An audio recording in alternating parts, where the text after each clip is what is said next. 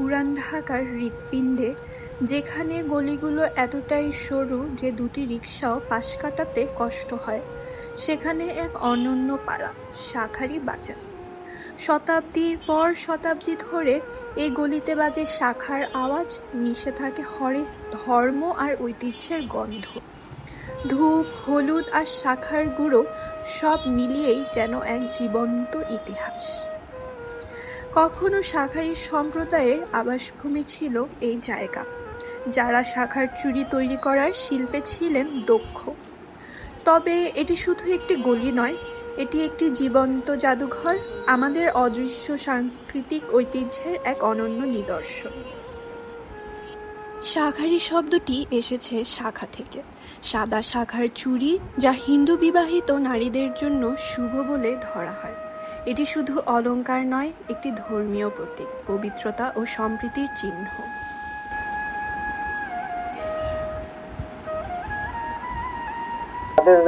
এটা আমাদের এই শাঁখার কাজ শঙ্করশিল্পী আমাদের অনেক দীর্ঘ যাবৎ, আমরা ছোট থেকে আমাদের যাবতে লিখতো, আমাদের বারবার তার বাবা আমাদের এই কাজ করে আসছে। এটা তো অনেক বছরই দীর্ঘ, সেটা আমরা সঠিক জানা নাই যে আমাদের বাবা তার বাবাটা বলতে পারবে। তো পাকিস্তান বা এটা ব্রিটিশের আমলে বা যে শঙ্করশিল্পী আমাদের যারা শাঁখার কাজ করে, জাতীয় হিন্দু ধর্মে যাতে শাঁখা পূজিত ভাবে শাঁখা লাগে, আমাদের হিন্দু শাস্ত্রে এই শাঁখার কাজটা আমাদের আর কি। যেমন আমাদের এই কাজটা হলো, আমাদের এই কাজটা প্রথম কাটা হয় ইয়েতে, এই কারিগর সমিতি, যাকে আমাদের এই কাঁচা শঙ্কটা, এটা আমাদের কাটা হয়, মানে শঙ্কর এটা কাটা হওয়ার পরে আমাদের এটা আমাদের হাতে আসে, আমাদের ডিজাইন করি। হ্যাঁ, এটা আমাদের কাটা হয়ে আমাদের কাছে আছে, এটা আমরা ডিজাইন করি। আমাদের ডিজাইন মানে আমরা একটা শিল্পী, আমাদের শাঁখারেরটা আমরা ডিজাইন করি। তা আর কাটারের আপনার আলাদা কারিগর, এটা আমাদের আলাদা শিল্পী, ডিজাইনের শিল্পী রইলাম আমরা। তখনকার আমাদের কাজটা ছিল হাতে ছিল রেট দিয়া, মানে আমাদের যে রেট ছিল ওই রেট দিয়ে আমাদের বৈশাখ কাজ করতাম।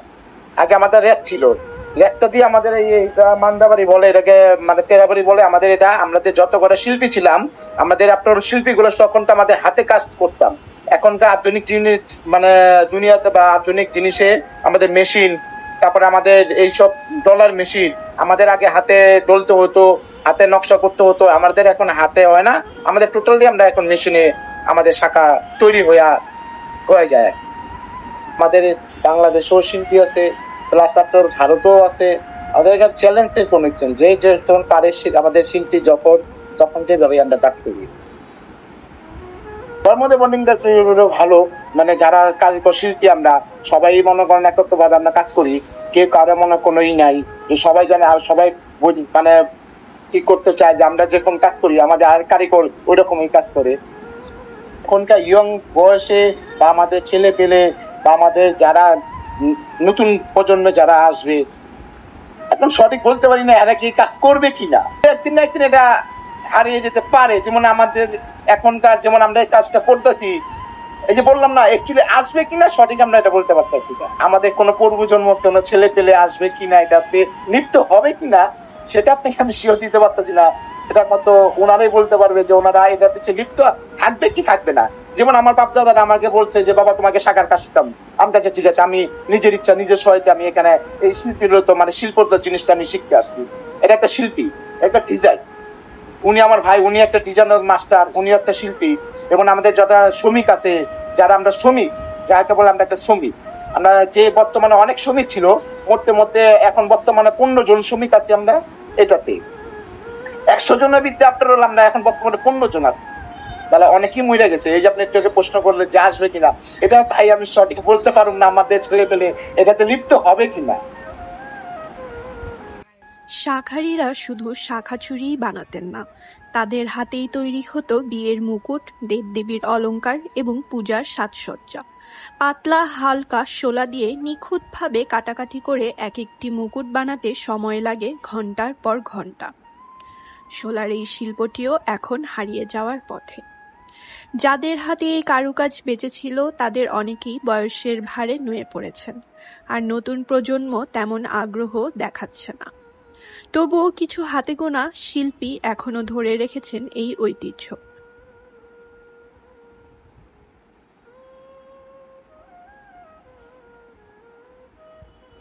মূলত এটা আমার উস্তাদের দোকান। উস্তাদের নাম তো জানেন, জানেন এই কোন এলাকায় আছে। উস্তাদের নাম হলো শঙ্কর চন্দ্র সরকার। তিনি হলো এই দোকানের মালিক। আমি তার বাইক না, এবং কি তার পরিবর্তে আমি অন্য দোকানে করতেছি, কারণ আমি এখানে 20 বছর ধরে আছি। আমরা বিয়ের মুটুক, চূড়া, তারপরে পূজার গয়না সেট সবকিছুই বানাই আর কি। এটা 50-60 বছর, কারণ আমার যে উস্তাদ তার বাবা কাজ করতে এখানে এই শাকারি বাজার তিনি আনছে এলো এই সোলার কাজটা। তার নাম হলো রমেশ চন্দ্র সরকার। সে এলো এই সোলার ডিপার্টমেন্টের হেড। তার ছেলে এখন এটা আছে, সেও 50-60 বছর ধরে কাজ করে। মানে আনছে আগে থেকে, সেও 45 বছর ধরে 50 বছর ধরে কাজ করে। এখন আমরা দুজন কারিগর আছি, আমি হলো সব তারপরে যুগ যুগ ধরে আসছে। এটা তো সোলা শিল্পী বলে, শিল্পীর কাজ। এই জন্য এটা যুগ যুগ এখানে এটা আমাদের এটা লাগে, সেই জন্য এটা করা। এখানে অনেক আধুনিকতা, কম্পিউটার যুগের সব নতুন নতুন হইতেছে। আগে যে আসছিল তখন চ্যালেঞ্জের মতো আসছিল, যে কয়েকজন কারিগর আসছিল তখন ওখানে তো ঘরে ঘরে মোটামুটি দেখে দেখে সবাই কাজ করে, আগের মতো নাই। কিন্তু এখনো আছে, পূজার সময় দেখা যায় যেন।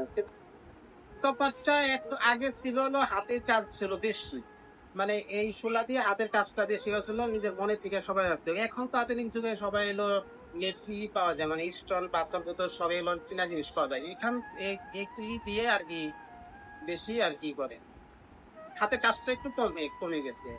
আগে ছিল হাতের কাজটা বেশি, এখন একটু কমে গেছে।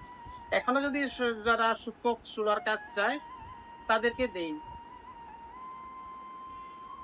আমি মনে করি, কারণ আমি মনে করি, সবাই মনে করে, যেমন আমি মনে করি, কারণ এই যদি সোলার কাজ লাগে, বিয়ের মতো লাগে, তাহলে এটা কোনো মেশিনে দ্বারা তো হবে না। কারণ এটা সোলারে দেখাতে গেলে হাতেই রাখতে হবে। এটা সবসময় যুগ যুগ ধরে আছে, যুগ যুগ ধরেই থাকে।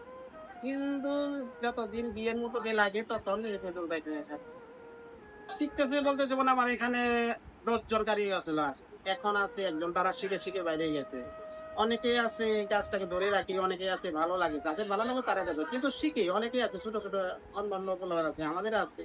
আমাদের এখানে যেমন দোকান, আমাদের বাসায় আছে কারখানা, ওই কারখানায় মোটামুটি 2-1 জন মহিলাও আছে তারাও।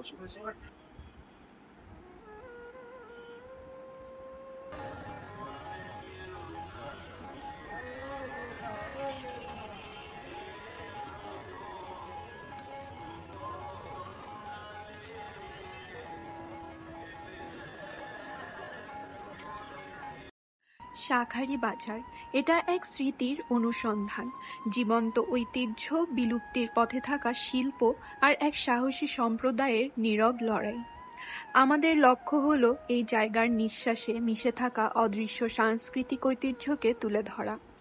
শাঁখা কাটার শব্দ, শোলার সূক্ষ্ম মুকুট, উপাসনার রীতি আর পাশাপাশি বাস করা বিভিন্ন বিশ্বাসের মানুষের সহাবস্থান।